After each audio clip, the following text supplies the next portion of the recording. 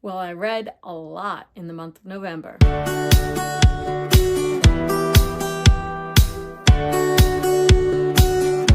Hi friends, welcome back to Pages and Chaos, and here is my very late November wrap up for you guys. In the month of November, I did 3 read-a-thons to try to get through my TBR. So I did Comfy with a Side of Food with the Comfy Cozy Book Club. I did the Great Bookish Baking Show. And I also took part in Historathon. And for all 3 of them, I got a lot read. So I'm going to go over with you the books that I read in my ratings.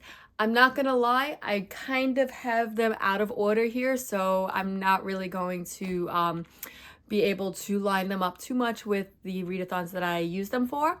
Although everything that I read here did get put towards the Great Bookish Baking Show. And then some of them were for Historathon and some of them were for the Comfy with a Side of Food. So I did get all of my books for the Comfy with a Side of Food readathon read. I got a majority of the Great Bookish Bake Off done. I didn't get a technical challenge, but I got most of the ingredients. There was one book with an ingredient that I needed in order to be able to do a technical challenge, and I just couldn't get through it in time. And I got 1 bingo, almost got 2 bingos, but I think I got 1, 2, 3, 4. I think I got 5 books read for Historathon, which was not bad. So I did put them in order of what I read for the Comfy with a Side of Food and what I read for Historathon. So that was a lot easier to go through. So the first book that I read in November for the Comfy with a Side of Food readathon was Partners in Lime. This is the 6th book in the Comfy Cozy Book Club buddy read that we have been doing, and I gave this one 5 stars. So this is the first time I gave a 5-star to one of the books in this series. I love this series. There's just a couple things keeping me from giving every book 5 stars. Well, not really a couple things, like one major thing, and that is that Bree Baker keeps writing about Everly's size, but in a way that makes it just that Everly in the book keeps criticizing her size. She keeps mentioning it. And I just hate that. Like, there's no reason to mention it, when it's about that she's criticizing herself. Like, there's just no reason for that. So that reason and that reason alone is keeping me from giving pretty much every book in this series a 5 stars. However, this one I did give him 5 stars. And that is because in this book, there was finally a breakthrough with Everly and Grady. And I'm just going to leave it at that. There's not going to be too much that I could say about it because, again, it gives away everything in the beginning of the series. But this time, Everly is trying to clear the name of one of her good friends, the EMT Matt, because there's a surfer competition that comes into town, and Matt was a former surfer, so he is accused of the murder. But once again, 5 stars for the first time in this series. So the next book that I read for the Comfy with a Side of Food readathon is The Fiesta Burger Murder. And this was the first in a series. And this was a cute book. I gave it 3.5 stars. It just didn't have the same cozy feels of other cozy mysteries that I have read, but I definitely enjoyed it. And this is about Christine, who is visiting her hometown after being put on a sabbatical from being a detective in the city. And when somebody is found in her best friend's backyard, she now has to clear her name and her best friend's name of the murder. And like I said, this was cute. This was adorable. It was a very quick read. I just didn't find like I was attaching to it as much as I did with other comfy mysteries. But 3 stars, 3.5, definitely an enjoyable book. The next book that I read for the Comfy with a Side of Food was Garlic and the Vampire. And this was such an adorable graphic novel. First of all, the images in it were just so beautifully drawn. And I just absolutely fell in love with this. Obviously, I read this in one sitting because it is a graphic novel. But even if it wasn't, just like the adorableness of this book, captured me from the first page. And my review was 5 stars, and it says, I am garlic and garlic is me, because garlic is an anxiety-ridden little garlic bulb, and when a vampire comes into town, because she is garlic and garlic is known to repel them, she is sent off to find out why this vampire has come to town and fight him off. And it's just so adorable. When I was reading it, like, there was a couple of scenes in here that I was just like, wow, I can relate.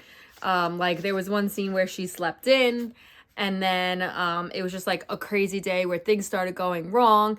And when she says to her friend Carrot, like, I need to go home and take a nap. And he's like, well, you slept in late. Isn't that enough? And she's like, no. Today was stressful and I need a nap. And I'm like, yeah, I'm with you, garlic.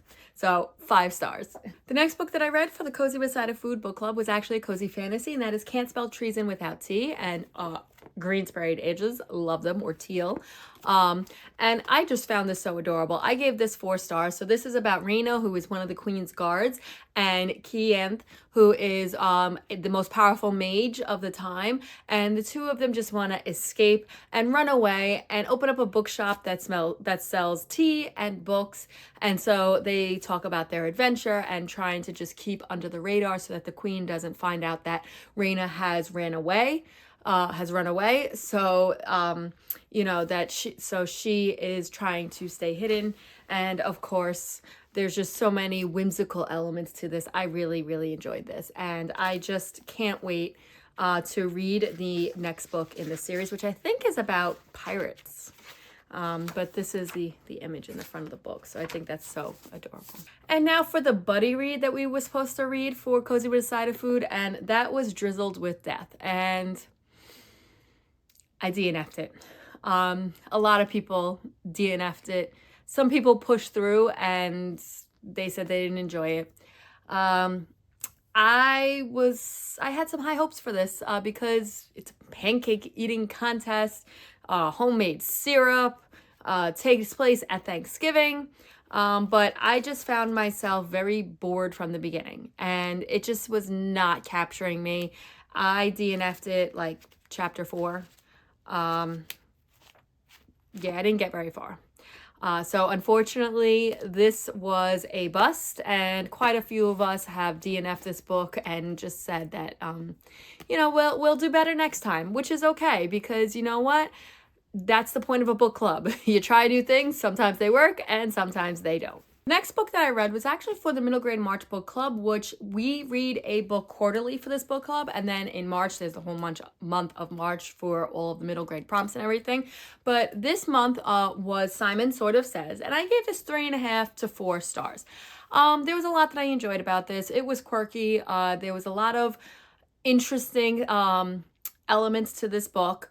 But then there was a lot that I felt was just kind of like thrown in there to maybe give length to the story, which really didn't make sense to me. But I did laugh. There were parts that I enjoyed. So Simon and his family move to Grin and Barrett, which is a national quiet zone, has no Wi-Fi and no internet. And apparently, like, there are cities and little like parts of the United States that are actually quiet towns or quiet zones where they don't have Wi-Fi, things like that. But anyway, they move there to try to escape the fact that Simon is the sole survivor of his class in a school shooting. And everywhere he goes, he's reminded of it. Everyone knows about it. And it's just so sad to watch him deal with that trauma. He has a lot of PTSD. And he meets his friends Kevin and Agate when he moves to this little town. And their friendship is so fun to watch. There was some quirky little things. They're trying to make the science-y people who are trying to, you know, get around the Wi-Fi issue in their town, make it look like there's actually aliens or another life form out there. So they like, you know, they put on this whole like elaborate scheme where they make it look like something actually happened. So it was fun to watch them go through that.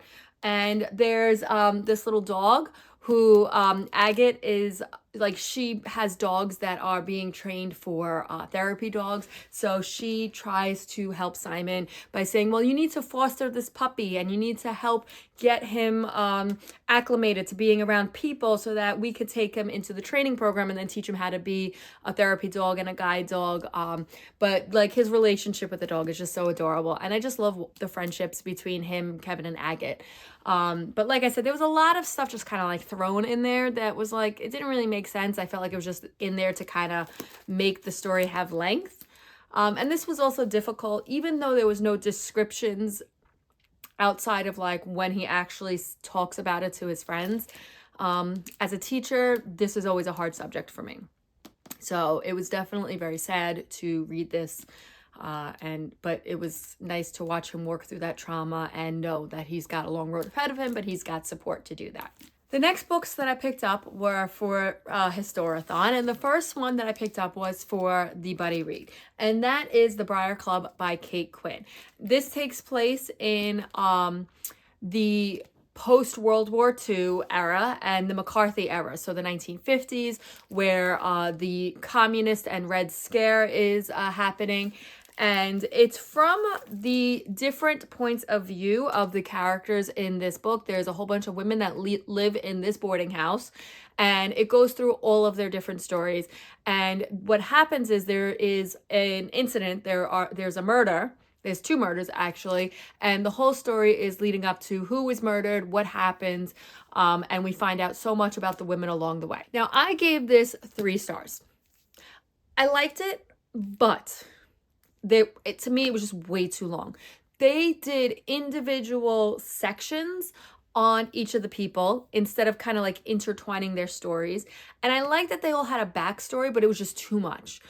This, in my opinion, should have been like 100 pages shorter. And the chapters were super, super long. I don't like that. To me, it just like was very, very hard to focus. And it was very confusing in the beginning as well. Who was who? And then which one kind of had to deal with this one, and where did their stories all connect? I did like the ending. It was a little bit of a good lead up. And Grace is my favorite character in this book, which I think she's supposed to be. You know, I think that's obviously the setup.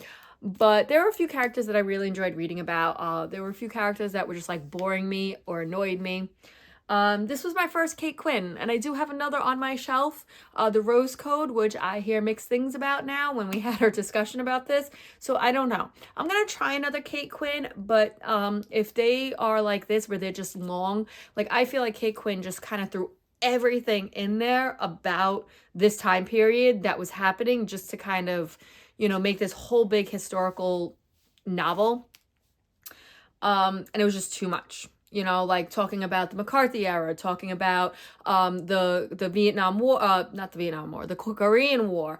Then there was a situation with Russian spies and the Women's Baseball League and domestic violence and the mob scene, you know, a bunch of crime mobsters. It was just like so much.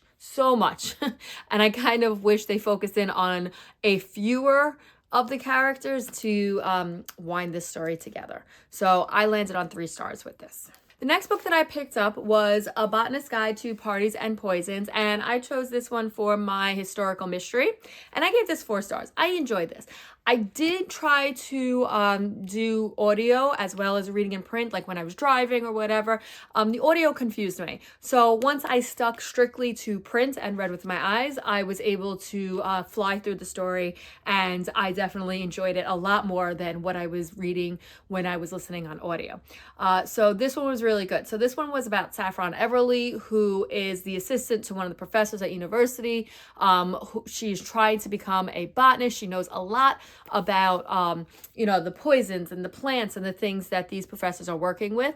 And her one night she is at a party for the university, and her mentor is accused of a murder because randomly some professor just falls dead and they find out he was poisoned, and her mentor and the person that she works for is working with a specific plant that they were worried was the poison. So she goes on a mission to try to prove his innocence, and it was just a fun read, and I can't wait to pick up the next one. The next book that I picked up for Historathon was The Spectacular, and I used this for the strong sense of place because it takes place in New York City, but also I feel like Fiona Davis did a very good job at capturing New York City and in this case, Radio City Music Hall, and just bringing that to life. This is the second book by her that I've read, and she writes all of her historical mysteries and novels about New York City history, which I really enjoyed, and I gave this 4 stars. So this is about Marion, who has 2 choices in life. life, basically, because it's the 1950s. She can get married or she could get a respectable job, which is like a teacher. But her love is with dancing. And so she becomes a dance teacher, and she winds up losing her job there because of, she's not really fitting the mold that she's supposed to fit. So she randomly hears one day from a coworker about the audition to become a Radio City Rockette. And she auditions, and this goes through her life and her brief period as a New York City Rockette.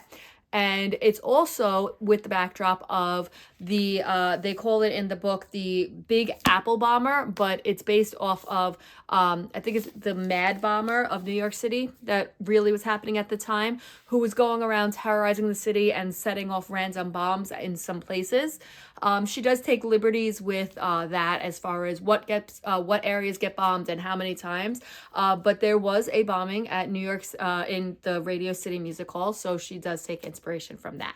And I just really enjoyed this. I really enjoyed reading the mystery, and I can't wait to pick up more by Fiona Davis. The next book that I picked up for Historathon was Bringing Down the Duke, and this I used for historical romance, and I gave this 4 stars. I really enjoyed this book. I enjoy like cute, fast romance novels, and I really do enjoy when the backdrop is a historical romance as well. So this takes place in 1879, and Annabelle gets a scholarship to Oxford University, but her scholarship is reliant on her ability to recruit men in Parliament to help with the vote for women and supporting the cause in Parliament. So she joins the women's suffrage movement, and one of her recruits that she is trying to convince to vote in the way of the suffragettes is a duke, a very powerful but stingy duke. And well, let's just say this whole book is about how she brought down the duke. They obviously start a romance between the two of them, and they are basically locked in this battle of, who's going to win this struggle? Is it going to be him who's going to give in to Annabelle and vote her way, or is she going to give up on trying to convince him to do that? So I really did enjoy this. There is more in the series, the companion series. I think the next one, which I do have, again from Book of the Month, is A Rogue of One's Own.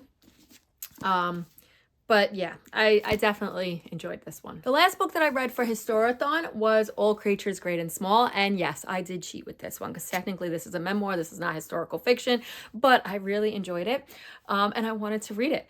And I used this for the TV or movie adaptation because there is a TV show on PBS Masterpiece, and it is coming back in 2025, and I cannot wait.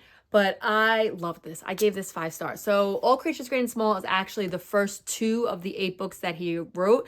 They originally had 8, but US Publishing combined them. I think it's a total of 5 books. So there's like 1 book that's not combined with another.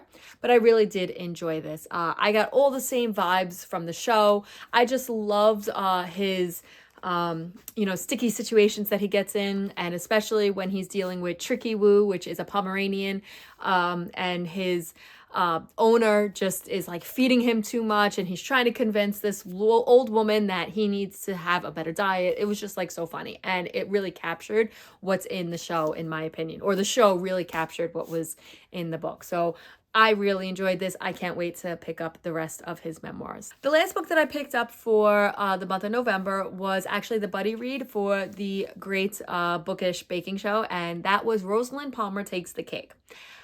I gave this 3.5 stars. I enjoyed it. It was a lot of fun. However, it was long. I think unnecessarily long. There were just like side stories with the characters that just kind of felt thrown in. And I just felt like it could have been wrapped up a little bit earlier. I don't know, but I enjoyed it, and I definitely enjoyed the ending. I really liked the fact that it was a British baking show type book, and they go through all of the elements of how, who's winning, who's losing, why. It was pretty funny. It was also pretty funny to see like the producers and the hosts and how they tell them that they have to talk and act a certain way, and when they're baking, not to talk like they're actually asking a question, which is pretty interesting to kind of get that background, because I'm sure it's the same thing when the actual shows are going on, because after all, it is TV, even though it's a reality show. But that was a fun book to read, and that was the group read, so it was a nice wrap up to that read-a-thon. Well, that was my November wrap up, and I'd love to hear your thoughts. If you've read any of these books, let me know down below. If you are intrigued by anything that I read and would love to read them, also let me know. I just love to hear your thoughts. And if you have any other recommendations by any of these authors, I would also love to hear that as well. Well, that's all I have for now. Bye.